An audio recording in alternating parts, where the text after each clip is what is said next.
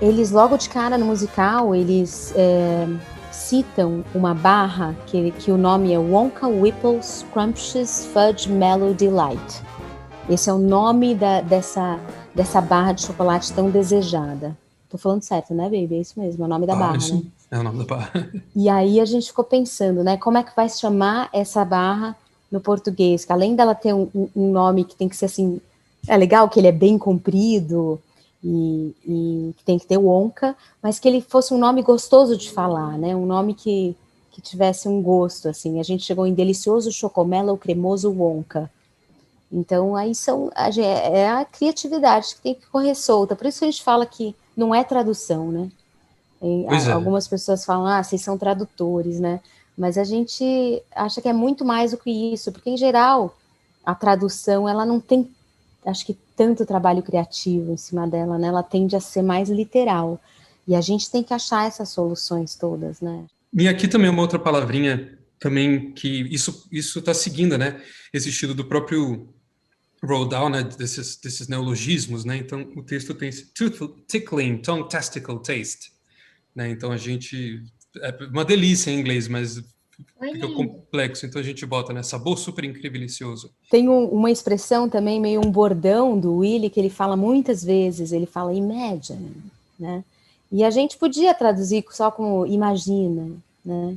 Ou imagine, mas a gente achou que ficou mais gostoso, tipo, imagina só, né? Porque daí vai entrar um pouquinho num próximo tema que a gente vai falar, mas assim, de como cada personagem se expressa, né? E tem uma coisa que também depois o avô e o Charlie também usam isso, e ficaria estranho para eles. Um virar para o outro e falar, imagina, porque eles estão num momento de encantamento. Então um vira para o outro e fala, imagina só. É uma coisa mais. Esse é um É o que você fala mais nesse momento.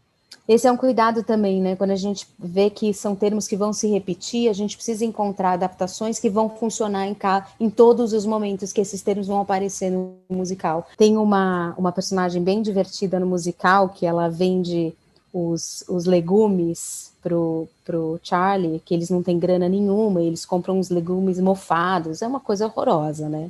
Bem Roald Dahl a história. E ela sempre entra e fala uma mesma coisa, que em inglês é vegetables, second-hand vegetables, get your vintage vegetables here. Né? Então, ela fala legumes de segunda mão. E aí a gente foi, legumes vintage, né? Porque eles falam vintage vegetables.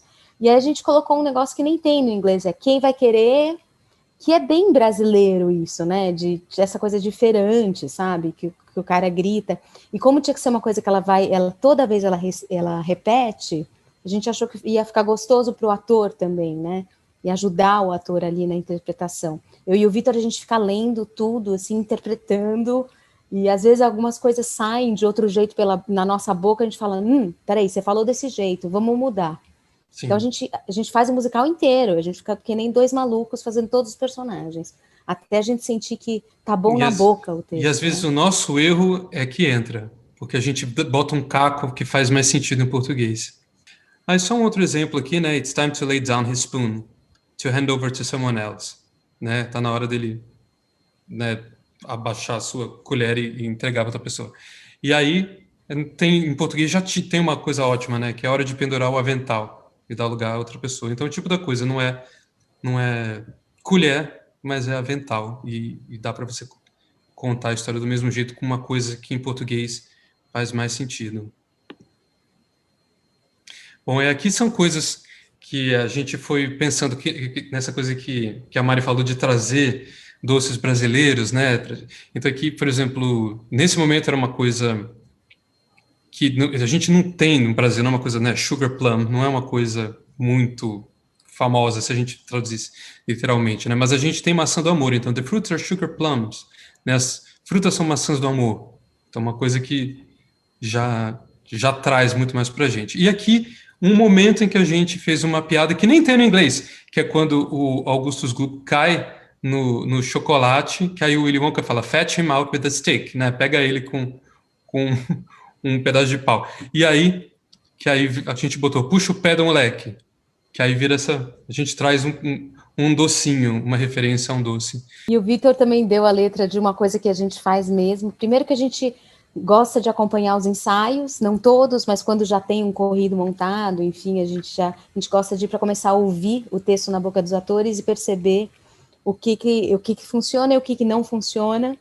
Aí o que não funciona por causa do texto, ou porque o ator não está entregando a fala da maneira que a gente imaginou, ou porque o diretor não montou uma cena que favoreça aquela fala. Então, a gente vai para tentar ouvir, sacar o que está acontecendo, e é uma chance ainda de mudar, né? A gente vai com um caderninho e pá. E a gente implementa mudanças, a gente volta para ver se funcionaram, se não funcionaram. E nas previews dos espetáculos, a gente também faz isso, e aí sim ouvindo a plateia, que é, claro, o nosso maior termômetro. Às vezes as falas estão dentro da música, num instrumental dentro da música, e aí a gente tem menos possibilidades, porque daí elas têm que acontecer num tempo específico.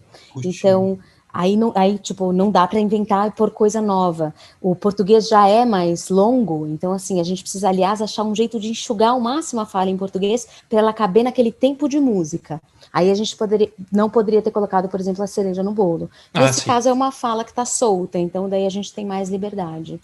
Bom, vou ter aqui adaptação de piadas, tipo de coisa que a gente tem mais possibilidade, assim, em português. Por exemplo, aqui no inglês, né, o Willy Wonka fica confundindo o nome da Veruca com nomes de doença. E a gente pensou, poxa, mas o português permite que a gente faça piadas com palavras mais parecidas, né? Dá pra gente fazer a literação, dá pra fazer uma coisa... Então, dyspepsia, angina, né? Diarrhea, e a gente botou...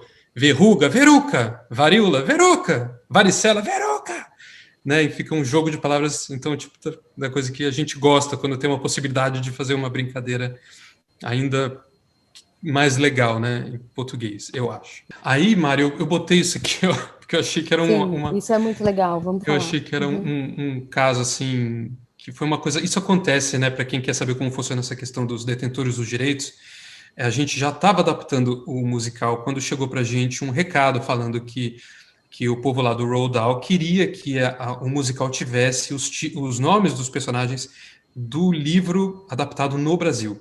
Então fomos procurar o livro no Brasil e vimos que os nomes não iam encaixar com as músicas. Por exemplo, esses nomes eles estão encaixados com rima. Então, por exemplo, você tem por exemplo, o Mike TV, Miguel Tevel, né? Olha como já muda a estrutura tônica, né? Mike TV, né? Três notas, né? E você tem, né? Começa com tônica e termina com tônica. Aí Miguel Tevel muda completamente a dinâmica, então não daria para ter, né? Então a gente acabou pedindo para eles para a gente não usar os nomes do livro, para a gente criar os nossos, que a gente manteve quase que os mesmos, né? Então, Veruca Salt virou Veroca Sal no livro, mas a gente quis que ela fosse Veruca, que a gente acha engraçado, inclusive fazer a piada com a verruga, mas Sal a gente manteve porque vai ter uma piada com sal, então aí que foi uma coisa que valia a pena traduzir. Assim como o Mike TV, traduzir para Mike TV, além de ter a mesma tônica, né? Deixaria mais claro que é TV, como é em inglês, TV.